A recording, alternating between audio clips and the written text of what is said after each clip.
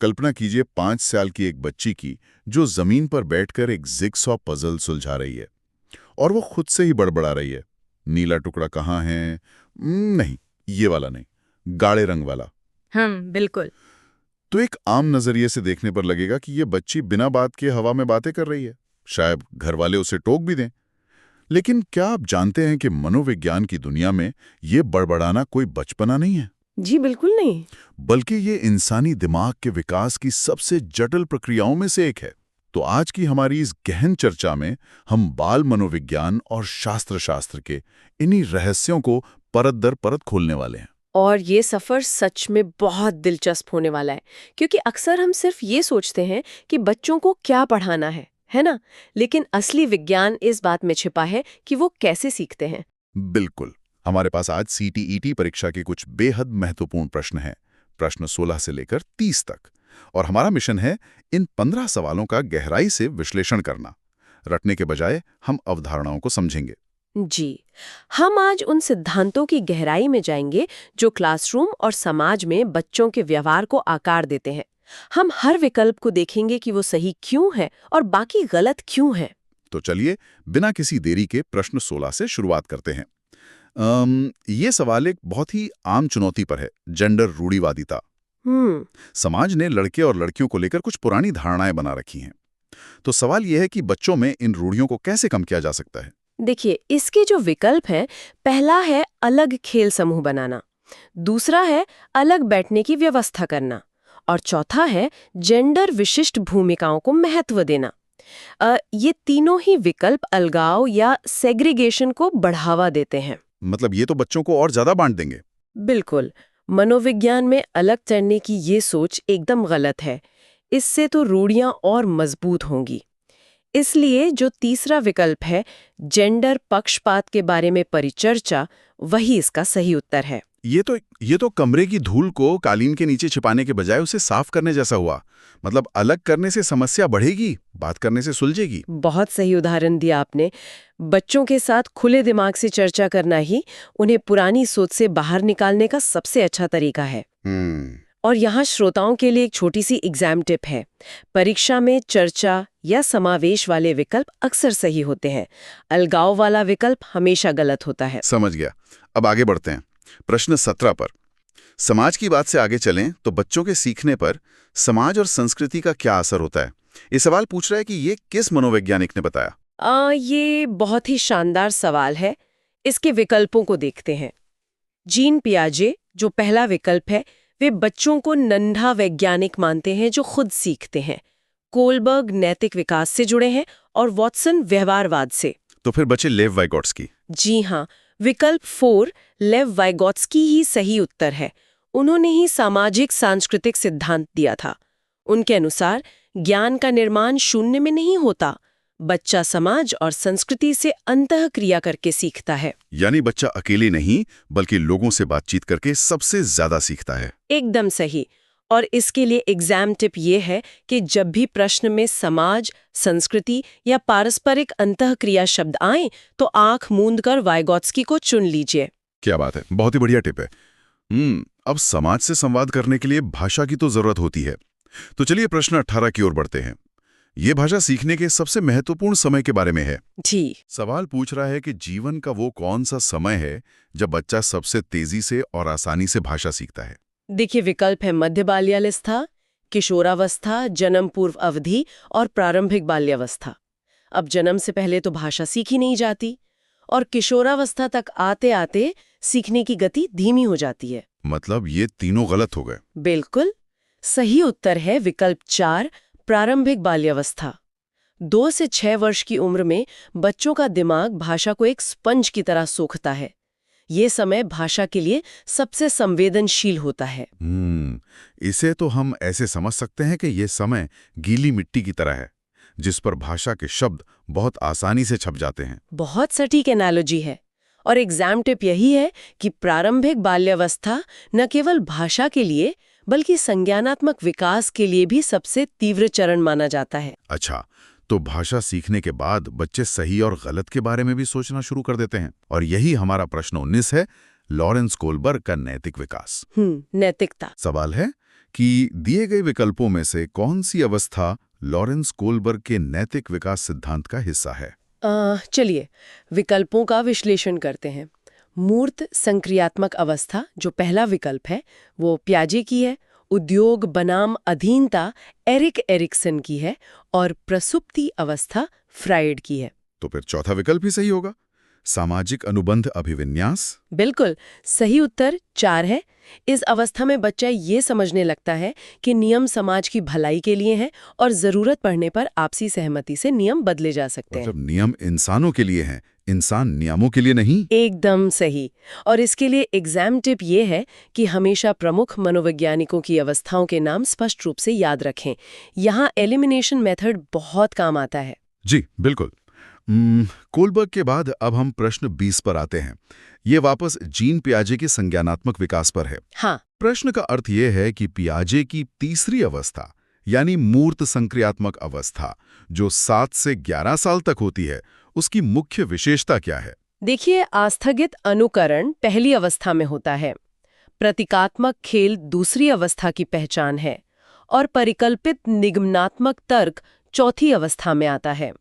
तो सही उत्तर है विकल्प 4, संरक्षण और कक्षा समावेशन।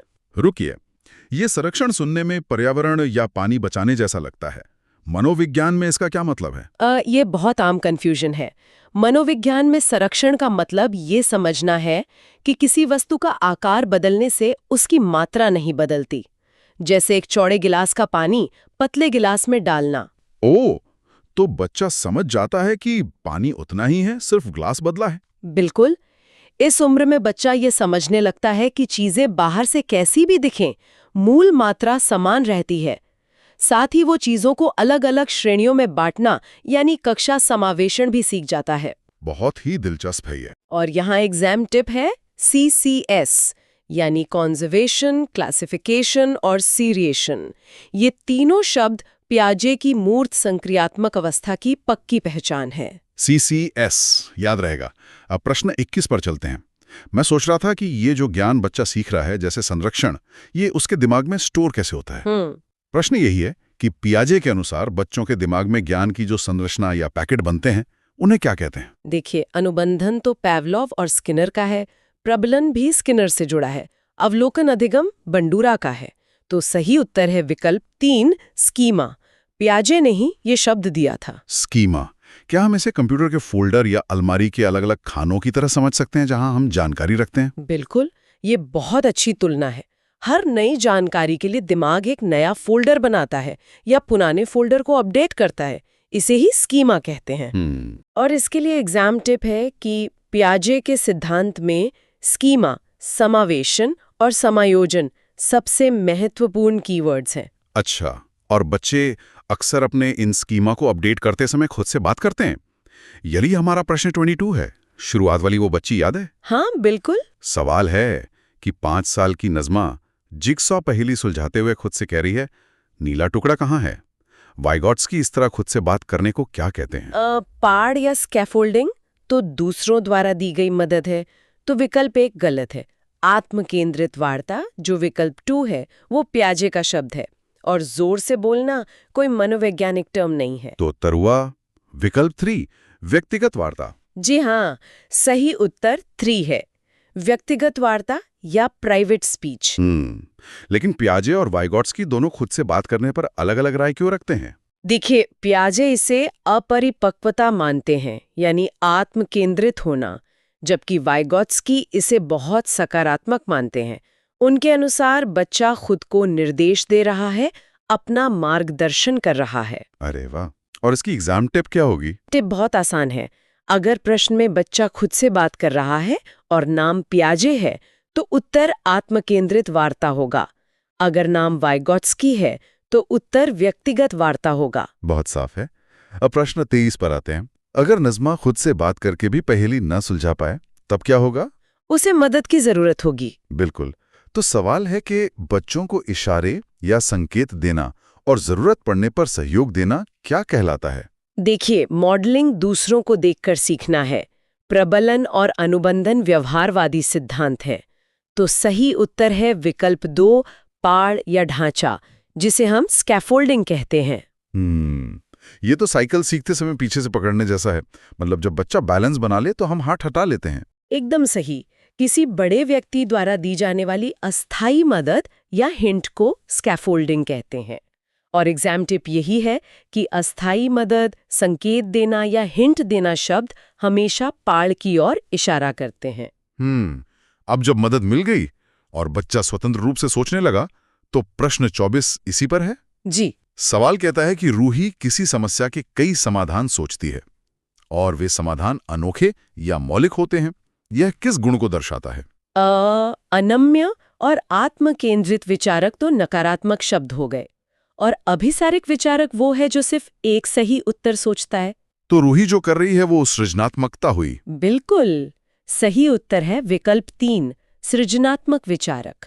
जब कोई बच्चा आउट ऑफ द बॉक्स सोचे और एक ही परेशानी के कई नए हल निकाले तो वो क्रिएटिव है। मतलब अपसारी चिंतन। हाँ, एग्जाम टिप ये है कि एकाधिक समाधान, मौलिकता और अपसारी चिंतन हमेशा सृजनात्मकता से जुड़े होते हैं। अब प्रश्न 25 की तरफ चलते हैं। बच्चों की इन अलग अलग खूबियों को हम मापेंगे कैसे? आकलन के जरिए। सवाल है कि एक शिक्षक को बच्चों का टेस्ट या आकलन मुख्य रूप से क्यों करना चाहिए? देखिए, बच्चों को लेबल करना, सिर्फ पास फेल करना या उनकी रैंक तय करना, ये सब आधुनिक शिक्षा प्रणाली के एकदम खिलाफ हैं। मतलब ये तीनों विकल्प गलत है। तो सही उत्तर विकल्प 4 हुआ, अवधारणाओं के बारे में बच्चों की स्पष्टता और भ्रांतियों को समझना। एकदम सही। लेकिन देखिए, समाज तो अक्सर सिर्फ रिपोर्ट कार्ड में पास या फेल ही देखना चाहता है ना? समाज चाहे जो सोचे, लेकिन शिक्षा शास्त्र का मानना है कि परीक्षा का उद्देश्य ये पता लगाना है कि बच्चा कहाँ अटक रहा है, ताकि शिक्षक अपने पढ़ाने के तरीके को सुधार सके। ये निदानात्मक होना चाहिए। मतलब परीक्षा डराने के लिए नहीं, बल्कि कमियां समझने के लिए है। जी, और सीटीईटी के लिए बहुत बड़ी एग्जाम टिप है। कोई भी विकल्प जो बच्चे को लेबल करे, डराए या दूसरों से तुलना करे, वो 100% गलत होता है। बहुत ही काम की बात है ये। अब प्रश्न 26 पर आते हैं। आकलन के दौरान अक्सर बुद्धि को मापा जाता है, लेकिन सवाल ये है कि बुद्धि की प्रकृति के संदर्भ में कौन सा कथन सही है? बुद्धि सिर्फ एक कारक नहीं, तो पहला विकल्प गलत है। ये जन्म से निश्चित नहीं होती, वातावरण से बदल सकती है। तो तीसरा भी गलत, और सिर्फ स्टैंडर्ड टेस्ट से इसे पूरी तरह मापा नहीं जा सकता। तो सही उत्तर विकल्प 2 हुआ। बुद्धि बहुआयामी है तथा जटिल योग्यताओं का एक समूह है। बिल्कुल सही। जैसा कि हॉवर्ड गार्डनर ने अपने सिद्धांत में बताया था, इंसान सिर्फ पढ़ाई में नहीं, संगीत, खेल या बात करने में भी बुद्धिमान हो सकता है। यानी बुद्धि किसी एक हथौड़ी की तरह नहीं है जो सिर्फ कील ठोके, बल्कि ये स्विस आर्मी नाइफ की तरह है जिसमें कई तरह के औजार होते हैं। बहुत ही शानदार उदाहरण है। एग्जाम टिप यही है कि हॉवर्ड गार्डनर का बहुबुद्धि सिद्धांत हमेशा याद रखें। बुद्धि कभी भी स्थिर या एक आयामी नहीं होती। समझ गया। अब प्रश्न 27 अधिगम अक्षमता के बारे में है। कुछ बच्चों की बुद्धि सामान्य होने के बावजूद उन्हें संघर्ष करना पड़ता है। सवाल है कि डिस्लेक्सिया या पठन वैकल्य वाले बच्चे का मुख्य लक्षण क्या होता है? देखिए, एक ही काम बार बार दोहराना ऑटिज्म का लक्षण हो सकता है। न्यून अवधान यानी ध्यान न लगना ADHD है। अपसारी चिंतन तो सृजनात्मकता है। तो बचा विकल्प 1, धारा प्रवाह पढ़ने की अक्षमता। जी हाँ, सही उत्तर विकल्प 1 ही है। जिस बच्चे को अक्षरों को पहचानने और शब्दों को सही सही पढ़ने में परेशानी होती है, जैसे B को D पढ़ना, उसे डिस्लेक्सिया कहते हैं। तारे जमीन पर फिल्म का ईशान अवस्थी इसका सबसे अच्छा उदाहरण है। बिल्कुल, वो अक्षर उसे नाचते हुए लगते थे। और इसकी एग्जाम टिप बहुत सरल है। हिंदी के शब्द पठन वैकल्य में ही पठन यानी पढ़ना जुड़ा है, और अंग्रेजी में लेक्सिया का मतलब शब्दों या पढ़ने से होता है। बहुत बढ़िया। अब ऐसे बच्चों को सामान्य बच्चों के साथ पढ़ाने को समावेशी शिक्षा कहते हैं। तो प्रश्न 28 है कि शिक्षा का अधिकार अधिनियम या RTE 2009 में समावेशी शिक्षा किस सोच पर आधारित है? ये व्यावसायिक शिक्षा या व्यवहारवादी सिद्धांत पर आधारित नहीं है, और ये अशक्त बच्चों के प्रति सहानुभूति दिखाने के लिए भी नहीं है। हमें उन पे तरस नहीं खाना है। तो फिर सही उत्तर क्या है? सही उत्तर है विकल्प 1, अधिकार आधारित मानवतावादी परिप्रेक्ष्य। यानी सभी बच्चों को अच्छी शिक्षा पाना उनका जन्म सिद्ध अधिकार है, ये कोई दया या खैरात नहीं है। बिल्कुल। और एग्जाम टिप यही है कि समावेशी शिक्षा सहानुभूति नहीं बल्कि समानुभूति और अधिकार पर बल देती है। अब प्रश्न 29 पर आते हैं। समावेशी कक्षा में ये सुनिश्चित करना कि वंचित वर्ग के बच्चे भी हिस्सा लें, ये एक जिम्मेदारी है। सवाल है कि अगर वंचित समूह के बच्चे कक्षा में कम हिस्सा ले रहे हैं तो टीचर को क्या करना चाहिए? देखिए, बच्चों से अपेक्षाएं कम करना, उन्हें स्कूल छोड़ने को कहना या स्थिति को चुपचाप मान लेना, ये बहुत ही नकारात्मक और गलत तरीके हैं। तो सही उत्तर विकल्प 2 हुआ। अपनी शिक्षण पद्धति पर विचार करना चाहिए तथा बच्चों की सहभागिता में सुधार करने के लिए नए तरीके ढूंढने चाहिए। एकदम सही। पर एक बात बताइए, क्या ये हमेशा शिक्षक की गलती होती है? शिक्षा शास्त्र का एक सुनहरा नियम है, सिस्टम को बच्चे के अनुसार बदलना है, बच्चे को सिस्टम के अनुसार नहीं। अगर बच्चा नहीं सीख रहा तो तरीका बदलो, बच्चे को दोष मत दो। वाह। एग्जाम टिप ये है कि सीटीटी परीक्षा में शिक्षक हमेशा समाधान करता होता है। जिस विकल्प में शिक्षक खुद के तरीकों में सुधार कर रहा हो, वही उत्तर हमेशा सही होता है। बहुत ही गहरी बात है। अब हमारे आखिरी सवाल प्रश्न 30 पर आते हैं। शिक्षक बच्चों की सहभागिता कैसे बढ़ा सकता है? सवाल है कि समावेशी कक्षा में विशिष्ट शैक्षिक योजनाओं को शिक्षक को किस प्रकार तैयार करना चाहिए? हतोत्साहित होना, तैयार नहीं करना या कभी-कभी तैयार करना, ये सब तो पूरी तरह नकारात्मक है। तो साफ है कि सही उत्तर विकल्प 1 होगा, सक्रिय रूप से तैयार करना चाहिए। जी हाँ, समावेशी कक्षा में हर बच्चा अलग होता है, इसलिए शिक्षक को हर बच्चे की जरूरत के हिसाब से सक्रिय होकर पढ़ाने की योजना बनानी चाहिए। इसे ही IEPs कहते हैं। और अंतिम एग्जाम टिप ये है कि बाल केंद्रित शिक्षा में सक्रियता हमेशा एक बहुत ही सकारात्मक और सही कीवर्ड होता है। तो आज हमने जेंडर रूढ़िवादिता को तोड़ने से लेकर पियाजे, वाइगॉट्स्की के सिद्धांतों और एक समावेशी कक्षा के निर्माण तक का शानदार सफर तय किया है। जी बिल्कुल। और जाने से पहले मैं श्रोताओं के लिए एक विचार छोड़कर जाना चाहूंगी। आज हमने आकलन और बहुआयामी बुद्धि की बात की। अब जरा सोचिए, अगर बुद्धि सच में बहुआयामी है तो क्या हमारे स्कूलों में होने वाले एक समान लिखित परीक्षण सच में बच्चों की असली क्षमता को माप पा रहे हैं? या फिर हमें पूरी परीक्षा प्रणाली को ही फिर से डिजाइन करने की जरूरत है? ये तो सच में सोचने वाली बात है। क्या हम सिर्फ एक तरीके से सबकी बुद्धि नाप सकते हैं? खैर, श्रोताओं को इस गहन चर्चा से जुड़ने के लिए बहुत बहुत धन्यवाद। इसी तरह सीखते रहें और बच्चों के नजरिए से दुनिया को समझते रहें। नमस्कार।